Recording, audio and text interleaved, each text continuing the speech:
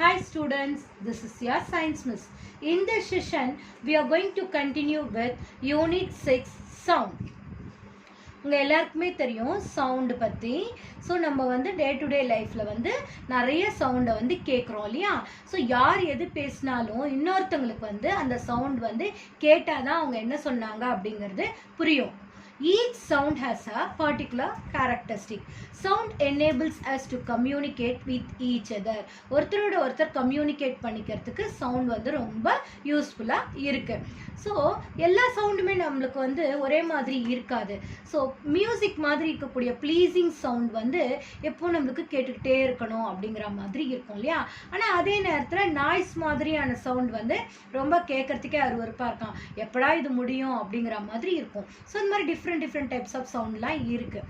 இப்போது இந்த லெசனில் நம்ம என்னென்னலாம் படிக்க போகிறோம் அப்படின்னு பார்த்தீங்கன்னாக்கா, the production and propagation of sound, human voice system, hearing, noise pollution and the ways to control noise pollution. சரிங்களா? ஸோ இது எல்லாம் தான் வந்து நம்ம இந்த லெசனில் படிக்க போகிறோம். ஃபர்ஸ்ட் நம்ம வந்து ப்ரொடக்ஷன் ஆஃப் சவுண்ட் பற்றி படிக்கலாம். சரியா? சவுண்ட் எப்படி ப்ரொடியூஸ் ஆகும் அப்படின்னு பார்த்தா, sound is produced when an object is set to vibrate. ஒரு ஆப்ஜெக்ட் வந்து வைப்ரேட் ஆகும்போது தான் அந்த இடத்துல வந்து சவுண்ட் வந்து ப்ரொடியூஸ் ஆகுது. வைப்ரேஷன்னா என்ன? அந்த மூமெண்ட், டு அண்ட் ஃப்ரோ மூமெண்ட்டை தான் நம்ம நார்மலாக வைப்ரேஷன் அப்படின்னு சொல்லுவோம் இல்லையா. So vibration means a kind of rapid to and fro motion of a particle. ஒரு பார்ட்டிகல்னுடைய to and fro vibrating motion, அந்த மோஷனை தான் நம்ம என்னன்னு சொல்கிறோம்னா வைப்ரேஷன் அப்படின்னு சொல்கிறோம். This to and fro motion of the particle causes the substance around it to vibrate. So அந்த சப்ஸ்டன்ஸ்க்கு பக்கத்தில் இருக்கக்கூடிய அந்த பார்ட்டிகல் வந்து என்ன ஆகுது? வைப்ரேட் ஆகுது. இந்த வைப்ரேஷன் தான் வந்து சவுண்டை வந்து என்ன பண்ணுது? பக்கத்தில் இருக்கிற சரௌண்டிங்க்கு கம்யூனிகேட் பண்ணுது. So the sound spreads to the surroundings. The substance through which the sound is transmitted is called medium. So sound என்ன ஆகும்? அந்த பார்ட்டிக்கல் அப்படியே ஒவ்வொரு பார்ட்டிக்கல்லேருந்து இன்னொரு பார்ட்டிக்கலுக்காக என்ன ஆகிட்டே இருக்கும், அப்படியே டிரான்ஸ்மிட் ஆகி அப்படியே போயிட்டே இருக்கும். ஸோ ஒரு அந்த சவுண்ட் வந்து எந்த இடத்துல எது வழியாக டிரான்ஸ்மிட் ஆகி போகுதோ அந்த ஏரியாவை தான் நம்ம என்னன்னு சொல்லணும்னா மீடியம் அப்படின்னு சொல்லலாம். அது சாலிடாகவும் இருக்கலாம், லிக்விடாகவும் இருக்கலாம், இல்லை கேஷியஸாகவும் இருக்கலாம். The sound moves through a medium from the point of generation to the listener. So sound எங்கே உருவாகுதோ அந்த இடத்துல இருந்து கொஞ்சம் கொஞ்சமாக அந்த மீடியா வழியாக அது என்ன ஆகுது? ட்ராவல் பண்ணி கடைசியாக அது அந்த சவுண்டை யார் வந்து லிசன் பண்ணுறாங்களோ, கேட்குறாங்களோ அவங்கள போய் அது சேர்ந்துடும். அதுதான் வந்து நம்ம என்னன்னு சொல்லுவோம்னா மீடியம் அப்படின்னு சொல்லுவோம். இப்போது இந்த சவுண்ட் வந்து எப்பவுமே வந்து ஒரு ஆப்ஜெக்ட் வைப்ரேட் ஆகும்போது மட்டும்தான் நம்மளுக்கு வந்து அது என்ன ஆகுது? ப்ரொடியூஸ் ஆகுது. அப்படிங்கிறதுக்கு நிறைய ஆக்டிவிட்டீஸ் இங்கே உங்களுக்கு கொடுத்துருக்காங்க. இந்த ஆக்டிவிட்டி 1, 2, 3 இது எல்லாத்தையும் நம்ம வந்து கோத்ரூ பண்ணிகிட்டே இருந்தோம்னாக்கா வந்து நம்மளுக்கு ஈஸியாக வந்து அந்த சவுண்ட் எப்படி ப்ராபகேட் ஆகுது அப்படிங்கிறது உங்களுக்கு தெரிஞ்சிடும், ப்ரொடியூஸ் ஆகுது அப்படிங்கிறதும் புரியும். ஸோ இங்கே பாருங்கள், இந்த பேனை வந்து என்ன பண்ணியிருக்காங்க? ஒரு ஸ்டிக்கால் வந்து அடிச்சுக்கிட்டே இருக்காங்க. ஸோ அப்போ என்ன ஆகும்? அந்த வைப்ரேஷன் வந்து அந்த பேனில் வந்து ஒரு வைப்ரேஷன் கிரியேட் ஆகி நம்மளுக்கு வந்து அந்த சவுண்டு ப்ரொடியூஸ் ஆகும். அதே நேரத்தில் அந்த வைப்ரேஷனையும் நம்மளால் ஃபீல் பண்ண முடியும். அந்த பாத்திரத்தில் அப்படியே கை வைக்கும்போது நம்மளுக்கு என்ன ஆகும்? அந்த வைப்ரேஷன் சவுண்ட் வந்து அங்கன்னு சத்தம் கேட்டுக்கிட்டே இருக்கும் இல்லையா. அதுதான் நம்மளுக்கு சவுண்ட் ப்ரொடியூஸ் ஆகுது. இந்த மாதிரி பிளேட்டில் வந்து அந்த கரண்டி வச்சு தட்டினா கூட நம்மளுக்கு என்ன ஆகும்? சவுண்ட் வந்து ப்ரொடியூஸ் ஆகும். அந்த வைப்ரேஷன் தான் வந்து நம்மளுக்கு என்ன பண்ணுது? சவுண்டை வந்து ப்ரொடியூஸ் பண்ணி நமக்கு கொடுக்குது. The sound produced by vibration is propagated from one location to another. So ஒரு லொக்கேஷன்லேருந்து இன்னொரு லொக்கேஷனுக்கு என்ன ஆகுது? அப்படியே ட்ராவல் பண்ணி போயிட்டே இருக்கு. when it reaches our ear we hear the sound. So அந்த மீடியமில் அது ப்ராபகேட் ஆகி ட்ராவல் பண்ணி வந்துக்கிட்டே இருக்கும்போது நம்ம காதுக்குள்ளே அந்த சவுண்டு உள்ளே என்டர் ஆகி அப்போ தான் அந்த சவுண்டை நம்மளால் கேட்க முடியும். ஓகேங்களா? ஸோ அடுத்தது ப்ராபகேஷன் ஆஃப் த சவுண்ட் அப்படின்னு எடுத்துக்கிட்டோம்னா, sound is a form of energy. It needs a medium to travel. So sound வந்து ஒரு இடத்துல இருந்து இன்னொரு இடத்துக்கு ட்ராவல் பண்ணணும்னா அதுக்கு கண்டிப்பாக ஒரு மீடியம் வேணும். ஒரு சாலிட் மீடியமோ இல்லை ஒரு லிக்விட் மீடியமோ இல்லை ஒரு கேஷியஸ் மீடியமோ வேணும். ஏன்னா அது வந்து ஒரு ஃபார்ம் ஆஃப் எனர்ஜி. ஸோ அந்த மீடியம் இல்லைன்னா அந்த சவுண்ட் வந்து ட்ராவல் பண்ண முடியாது. ஒரு இடத்துல இருந்து இன்னொரு இடத்துக்கு ட்ராவல் பண்ண முடியாது. அப்படிங்கிறத நம்ம ப்ரூவ் பண்ணுறதுக்கு இங்கே ஒரு ஆக்டிவிட்டி கொடுத்துருக்காங்க. இந்த ஆக்டிவிட்டியில் பார்த்தீங்கன்னாக்கா, இந்த ஒரு மொபைல் ஃபோனை வந்து ஒரு பெல் ஜார்க்குள்ளே வச்சுருக்காங்க. இப்போ அந்த மொபைல் ஃபோனுடைய நம்பருக்கு வந்து நம்ம கால் பண்ணோம்னா உடனே அந்த மொபைலில் வந்து ரிங்கிங் டோன் கேட்கும். ஸோ அழகாக வந்து நம்மளுக்கு அந்த சவுண்ட் வந்து கேட்கும் அந்த பெல் ஜார்க்குள்ளே இருந்தால் கூட. ஏன்னா அது அந்த பெல் ஜார் வந்து சாலிட் சப்ஸ்டன்ஸ். அந்த பெல் ஜாருக்கும் மொபைல் ஃபோனுக்கும் நடுவில் வந்து கொஞ்சம் ஏர் ப்ரெசென்ட் ஆகிருக்கு. ஸோ சாலிட் மீடியம்லேயும் சவுண்டு ட்ராவல் ஆகுது, அங்கே இருக்கக்கூடிய கேஷியஸ் மீடியம்லேயும் வந்து ஏர் வந்து சவுண்ட் வந்து ட்ராவல் பண்ணிகிட்ருக்கு. இப்போது அந்த பெல் ஜாருக்கு உள்ளே இருக்கக்கூடிய ஏரை வந்து நம்ம வேக்யூம் பம்பினுடைய ஹெல்ப்னால பம்ப் பண்ணி எடுத்துடுறோம். ஸோ அந்த மொபைல் ஃபோனுக்கும் பெல் ஜார்னுடைய வால்ஸ்க்கும் நடுவில் இருக்கக்கூடிய ஏர் ஃபுல்லாக வேக்யூம் பம்ப் போட்டு ரிமூவ் பண்ணிட்டோம். அப்படி ரிமூவ் பண்ணதுக்கப்புறம் இப்போ எந்த பார்ட்டிகல்ஸுமே இல்லை. ஆனால் இப்போ அந்த நம்பருக்கு வந்து நம்ம கால் பண்ணோம் அப்படின்னு சொன்னால் அந்த மொபைல் ஃபோனில் கால் வந்திருக்குங்கிற அந்த வைப்ரேஷன் வந்து அந்த ஃபோன் அசைறதை வச்சு நம்மளால் கண்ணாடி வழியாக பார்க்க முடியும். ஆனால் அந்த சவுண்டு நமக்கு கேட்காது. It is clear from this experiment that the sound cannot travel in vacuum. Vacuum வழியாக சவுண்ட் வந்து என்ன பண்ணாது, ஒரு இடத்துல இருந்து இன்னொரு இடத்துக்கு ட்ராவல் பண்ணாது. கண்டிப்பாக அந்த சவுண்டுக்கு ஒரு மீடியம் தேவை. ஒரு இடத்துல இருந்து இன்னொரு இடத்துக்கு மூவ் பண்ணுறதுக்கு அதுக்கு ஒரு மீடியம் தேவை. ஒரு சாலிடோ லிக்விடோ இல்லை ஒரு கேஷியஸ் மீடியமோ கண்டிப்பாக அந்த சவுண்டுக்கு தேவை. த சவுண்ட் வந்து பார்த்தீங்கன்னாக்கா travels in water and solid also. So air வழியாகவும் கேஷியஸ் வழியாகவும் ட்ராவல் பண்ணும், வாட்டர் வழியாகவும் ட்ராவல் பண்ணும், சாலிட் வழியாகவும் ட்ராவல் பண்ணும். The speed of sound is more in solid. சாலிடில் தான் அந்த சவுண்டுடைய ஸ்பீட் வந்து அதிகமாக இருக்கும் தென் த லிக்விட்.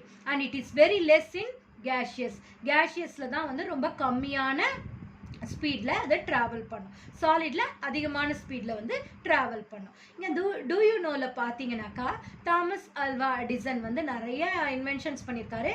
இந்த லெசனுக்கு ரிலேட்டடாக இருக்கக்கூடிய ஃபோனோகிராஃபியும் வந்து அவர் தான் கண்டுபிடிச்சாரு அப்படிங்கிறத நீங்கள் தெரிஞ்சுக்கிறீங்க.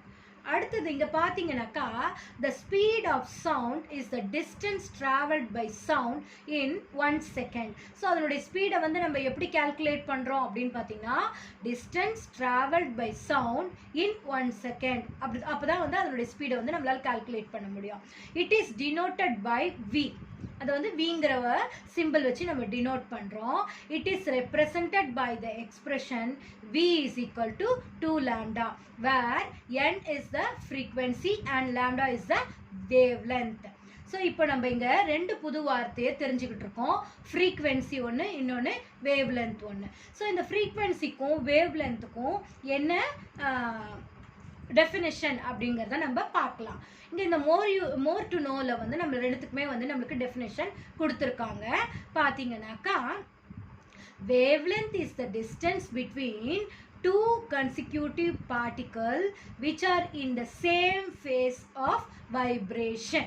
சரிங்களா? ஸோ இதுதான் வந்து வேவ் லென்த்கான definition. It is denoted by the Greek letter lambda. The unit of the wavelength is metre. அதே மாதிரி ஃப்ரீக்வென்சின்னு எடுத்துக்கிட்டோம்னா frequency is the number of vibrations of a particle in a media in 1 second. So 1 secondல ஒரு particular mediaல ஒரு particle-னுடைய vibration-னுடைய அந்த number of vibrations தான் நம்ம என்னன்னு சொல்றோம்னா frequency அப்படின்னு சொல்றோம். ஸோ இதை யூஸ் பண்ணி நம்மளுக்கு இங்கே வந்து ஒரு 2 ப்ராப்ளம் வந்து அவங்க ஒர்க் அவுட் பண்ணியிருக்காங்க. கோ த்ரூ பண்ணிங்கன்னா ஈஸியாக இந்த ப்ராப்ளமை வந்து நீங்கள் சால்வ் பண்ணிடலாம். ஓகேங்களா? அடுத்தது பார்த்தீங்கன்னாக்கா the speed of the sound depends on the properties of the medium. எந்த மீடியம் வழியாக அதை ட்ராவல் பண்ணுது, சாலிட் மீடியமா, லிக்விட் மீடியமா, கேஷியஸ் மீடியமா, எந்த மீடியம் வழியாக ட்ராவல் பண்ணுதோ அந்த ட்ராவல் பண்ணுற அந்த மீடியமில் இருக்கக்கூடிய டெம்பரேச்சர், ப்ரெஷர் அண்ட் ஹியூமிடிட்டியை டிபெண்ட் பண்ணி அந்த ஸ்பீட் ஆஃப் த சவுண்ட் வந்து சில நேரங்களில் மாறுறதுக்கு வாய்ப்பு இருக்குது. ஓகேங்களா? ஸோ அடுத்து பார்த்தீங்கன்னாக்கா the speed of sound in air is 331 metre per second at 0 degree Celsius. 0 degree செல்சியஸில் ஏரில் சவுண்டினுடைய ஸ்பீட் எவ்வளோ இருக்கும்னா 331 மீட்டர் பர் செகண்ட். அதே நேரத்தில் 22 டிகிரி செல்சியஸில் இந்த ஸ்பீட் ஆஃப் த சவுண்ட் வந்து எப்படி இருக்கும்னாக்கா 344 மீட்டர் பர் செகண்டாக இருக்கும். ஸோ ஒவ்வொரு இடத்துல மாறிக்கிட்டே இருக்கு இல்லையா அதனுடைய ஸ்பீடு. ஸோ இங்கே ஒரு டேப்லர் காலம் கொடுத்துருக்காங்க. சாலிட், லிக்விட் அண்ட் கேஷியஸ் சப்ஸ்டன்சஸில் எவ்வளோ ஸ்பீடில் வந்து சவுண்ட் வந்து ஒரு இடத்துல இருந்து இன்னொரு இடத்துக்கு ட்ராவல் பண்ணும் அப்படிங்கிறத கொடுத்துருக்காங்க. அடுத்து இந்த மோர் டு நோவில் நீங்கள் பார்த்தீங்கன்னா ஹியூமிடிட்டியை பற்றி தெரிஞ்சுக்க போகிறீங்க. ஹியூமிடிட்டினா என்ன?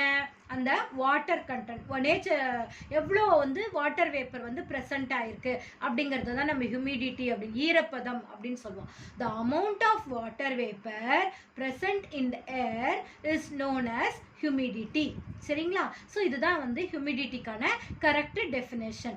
த speed of sound increases with increase in humidity. So அட்மாஸ்பியரில் நம்மளுக்கு வந்து ஹியூமிடிட்டி அதிகமாக இருந்தால் இந்த ஸ்பீட் ஆஃப் த சவுண்ட் என்ன ஆகும்? இன்க்ரீஸ் ஆகிடும் அப்படின்னு சொல்கிறாங்க. ஓகேங்களா? ஸோ அடுத்து பார்த்தீங்கன்னாக்கா இந்த வைப்ரேஷனில் when a body vibrates எப்படி வந்து ஒரு மீடியமில் ட்ராவல் பண்ணுது அப்படிங்கிறத தான் நம்ம இப்போ தெரிஞ்சுக்க போகிறோம். when a body vibrates the particle of the medium in contact with the vibrating body is first displaced from its equilibrium position. So ஒரு வைப்ரேட்டிங் பாடி எந்த இடத்துல இருக்கோ அந்த இடத்துல இருக்கக்கூடிய பார்ட்டிக்கிளுக்கு பக்கத்தில் இருக்கக்கூடிய பார்ட்டிக்கிள் என்ன செய்யும்? அந்த வைப்ரேஷனை வந்து அப்சர்வ் பண்ணிக்கும். ஸோ அந்த பார்ட்டிக்கல் வந்து என்ன ஆகும்? அந்த வைப்ரேஷனை எடுத்துக்கிட்டு தன்னுடைய யூக்லிபிரியம் பொசிஷன்லேருந்து டிஸ்பிளேஸ் ஆக ஆரம்பிச்சிடும். இப்போ அந்த then exerts a pressure on the adjacent particle. இப்போ அது தாங்கிட்ட இருக்கக்கூடிய அந்த இதை வந்து என்ன செய்ய ஆரம்பிச்சிடும்? பார்ட்டிக்கல் அந்த வைப்ரேஷனை வந்து தனக்கு பக்கத்தில் இருக்கக்கூடிய அடுத்த பார்ட்டிக்கிளுக்கு அந்த வைப்ரேஷனை அனுப்பிச்சிடும். இப்படி ஒவ்வொரு பார்ட்டிக்கிளுக்காக வந்து அந்த வைப்ரேஷன் வந்து ட்ராவல் பண்ணிக்கிட்டே இருக்கும். This process continues in the medium till the sound reaches the ear of a person. ஒரு பர்சனுடைய காதுக்குள்ள அந்த சவுண்ட் போய் ரீச் ஆகுற வரையும் ஒவ்வொரு பார்ட்டிக்கிளுக்கா அந்த சவுண்டினுடைய வைப்ரேஷன் வந்து என்ன ஆகிட்டே இருக்கு? கம்யூனிகேட் ஆகிட்டே இருக்கும். ஓகேங்களா? ஸோ அப்படி பார்க்கும்போது இந்த வைப்ரேஷன் கம்யூனிகேட் ஆகிட்டே இருக்கும்போது அந்த இடத்துல ஒரு அதிகமான ஹை ப்ரெஷர் ரீஜனும் ஒரு லோ ப்ரெஷர் ரீஜனும் அங்கே ஃபார்ம் ஆகும். ஸோ இந்த மாதிரி வைப்ரேஷனை பார்த்தீங்கன்னாக்கா high pressure and low pressure, high pressure and low pressure இந்த மாதிரியான ரீஜன்ஸ் வந்து அங்கே ஃபார்ம் ஆகும். ஸோ அந்த ஹை ப்ரெஷர் ரீஜன் கிரியேட் ஆகுது இல்லையா அந்த ரீஜனை நம்ம என்னன்னு சொல்கிறோன்னா கம்ப்ரெஷன் அப்படின்னு சொல்கிறோம். அதே மாதிரி அந்த particle when it moves backward it creates a region of low pressure called rarefaction. So முன்னாடி மூவ் ஆகும்போது ஒரு கம்ப்ரெஷனை கிரியேட் பண்ணுது. அதை வந்து நம்ம என்னன்னு சொல்கிறோம்? கம்ப்ரெஷன். ஹை ப்ரெஷரை கிரியேட் பண்ணி ஒரு கம்ப்ரெஷன் வருது. அதே மாதிரி பேக்வேர்டில் மூவ் ஆகும்போது ஒரு லோ ப்ரெஷர் கிரியேட் ஆகுது. அதை வந்து ரேர்ஃபேக்ஷன். ஸோ இந்த கம்ப்ரெஷனும் இந்த ரேர்ஃபேக்ஷனும் மாறி மாறி ப்ரொடியூஸ் ஆகும் இந்த சவுண்ட் வேவ். அப்போ தான் வந்து அந்த சவுண்ட் வந்து என்ன ஆகும்? அந்த மீடியமில் வந்து ப்ராபகேட் ஆகி ஒரு இடத்துல இருந்து இன்னொரு இடத்துக்கு அப்படியே ட்ராவல் பண்ணி போயிட்டே இருக்கும். அடுத்தது நம்ம sound is a form of energy. அது என்ன ஃபார்மில் ஒரு இடத்துல இருந்து இன்னொரு இடத்துக்கு ட்ராவல் பண்ணுது அப்படின்னு பார்த்தீங்கன்னா sound is a form of energy. It is transferred through the air or any other medium in a form of mechanical waves. அது ஒரு வேவி மோஷனில் ஒரு இடத்துல இருந்து இன்னொரு இடத்துக்கு ட்ராவல் பண்ணுது. ஸோ அந்த மெக்கானிக்கல் வேவ் ஃபார்மில் தான் வந்து ட்ராவல் பண்ணுதான். இப்போ mechanical wave is a disturbance when propagation in the media due to the repeated periodic motion of the particle of the medium from their mean position. So ஒரு particular positionல இருந்து திரும்பி திரும்பி ஒரு particle move ஆகிக்கிட்டே இருக்கு. அந்த two and fro motion வந்துக்கிட்டே இருக்கு அப்படின்னும் போது அதை தான் நம்ம என்னன்னு சொல்லுவோம்னா மெக்கானிக்கல் வேவ் அப்படின்னு சொல்லுவோம். அந்த மேலே ஏறி ஏறி இறங்குற மாதிரியான ஒரு மூமெண்ட் தான்.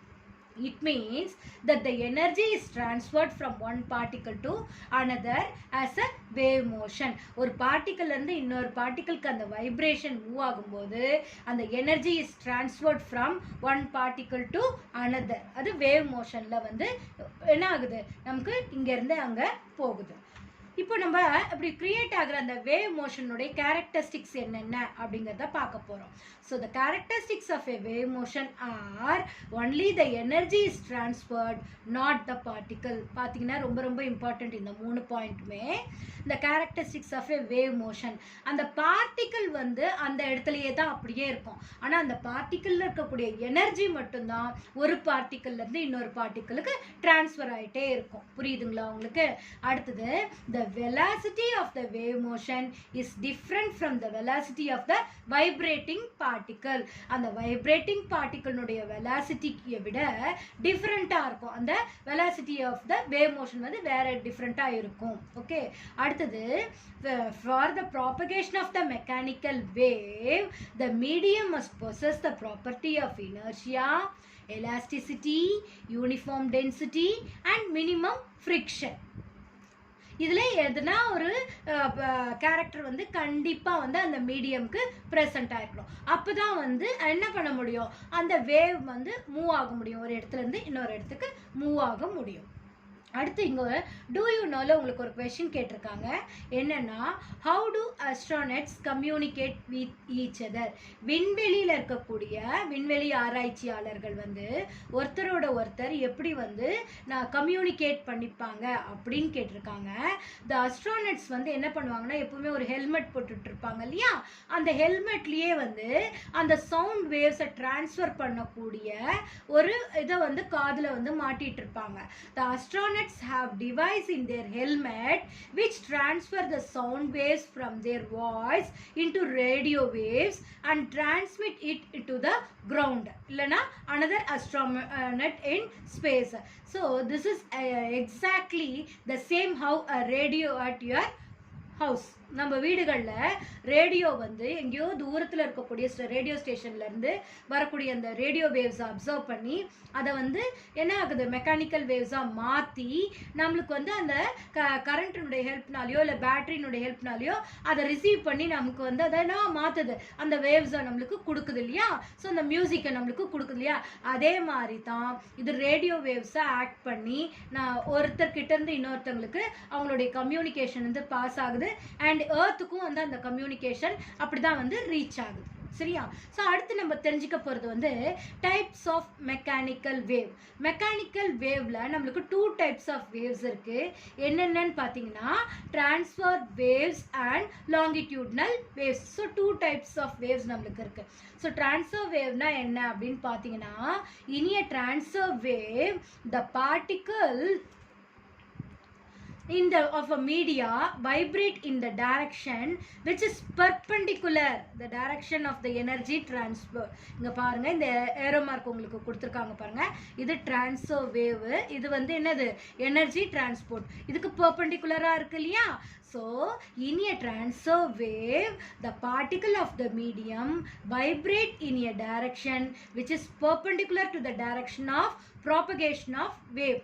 So அந்த வேவ்ஸ் வந்து எந்த டைரக்ஷனில் ப்ராபகேட் ஆகுதோ அந்த இடத்துக்கு பர்பெண்டிகுலராக தான் வந்து இந்த டிரான்ஸ்ஃபர் வேவ் வந்து நம்மளுக்கு ட்ராவல் பண்ணும் அப்படிங்கிறது கொடுத்துருக்காங்க. So transfer waves R produced only in solids and liquids. ஞாபகம் வச்சுக்கோங்க, இந்த டிரான்ஸ்ஃபர் வேவ்ஸ் வந்து சாலிட்ஸ் அண்ட் லிக்விட்ஸில் மட்டும்தான் ப்ரொடியூஸ் பண்ணும், அது கேஷியஸில் ப்ரொடியூஸ் ஆகாது. ஞாபகம் வச்சுக்கோங்க. அடுத்தது நம்ம படிக்க போகிறது வந்து longitudinal waves. In a longitudinal wave the particle of the medium vibrate in the direction which is parallel to the direction of propagation. So இதுதான் வந்து direction of energy transport. இப்போ வந்து transfer waveல பார்த்தீங்கன்னா மேல் நோக்கி இருந்தது இல்லையா இந்த ஏரோலாம், அது வந்து பெர்பெண்டிகுலரா இருந்தது. இப்போ வந்து இதில் எப்படி இருக்குன்னா இந்த டைரக்ஷனுக்கு parallel இருக்கு இல்லையா. So longitudinal wave the particle of a media vibrate in the direction which is parallel to the direction of propagation of the sound. இதுக்கு எக்ஸாம்பிள் உங்களுக்கு என்னெல்லாம் கொடுத்துருக்காங்கன்னா waves in spring, sound waves in a medium, longitudinal waves are produced in solids, liquids and also in gases. அங்க transfer wave எடுத்துக்கிட்டிங்கன்னா சாலிட்லயும் லிக்விட்லயும் மட்டும்தான் அது produce ஆகும். ஆனா இங்க longitudinal waveன்னு எடுத்துக்கிட்டோம்னா solid, liquid and also in gases மூணுத்துலையுமே வந்து இது வந்து ப்ரொடியூஸ் ஆகும். ஓகேங்களா? ஸோ அடுத்து பார்த்தீங்கன்னாக்கா நீங்கள் வந்து இது கேள்விப்பட்டிருப்பீங்களா, எர்த்குவேக்லாம் கேள்விப்பட்டிருக்கீங்களா? So the seismic waves formed during earthquake is an example for a longitudinal wave. இது longitudinal waveக்கு ஒரு எக்ஸாம்பிள் தான். ஸோ இந்த வேவ்ஸ் வந்து என்ன பண்ணுன்னா traveling through the layers of the earth due to explosion, earthquakes and volcanic eruptions are called seismic waves. So அந்த seismic waves na என்ன அப்படினு கேட்டாங்கன்னா நீங்க இதுதான் எழுதணும். Waves traveling through the layers of the earth due to explosions, earthquakes and volcanic eruptions are called seismic waves அப்படினு சொல்லுவோம். சரிங்களா? Using a hydrophone and seismometer one can study the waves. So அந்த waves நுடைய frequency என்ன, அதனுடைய amplitude என்ன, எவ்வளவு ஃபாஸ்டா அது travel பண்ணுது அப்படிங்கறதெல்லாம் வந்து நம்ம எதை வச்சு கண்டுபிடிக்கலாம்னு சொன்னா ஹைட்ரோஃபோன் வச்சு கண்டுபிடிக்கலாம், இல்லனா seismometer வச்சு நம்ம ரெக்கார்ட் பண்ணி கண்டுபிடிச்சிடலாம். ஓகேவா? ஸோ இந்த எர்த்குவேக்கை பற்றி படிக்கக்கூடிய இந்த சீஸ்மிக் வேவ்ஸ் இருக்கு இல்லையா, அதை பற்றி படிக்கிற அந்த பிரான்ச் ஆஃப் சயின்ஸ் என்னன்னு சொல்லுவோம்னா seismology is the branch of science that deals with the study of seismic waves. உங்களுக்கு புரிஞ்சிருக்கும்னு நினைக்கிறேன். ஓகேங்களா? So students go through the video once or twice for better understanding. We'll continue the remaining part in next video. Thank you students.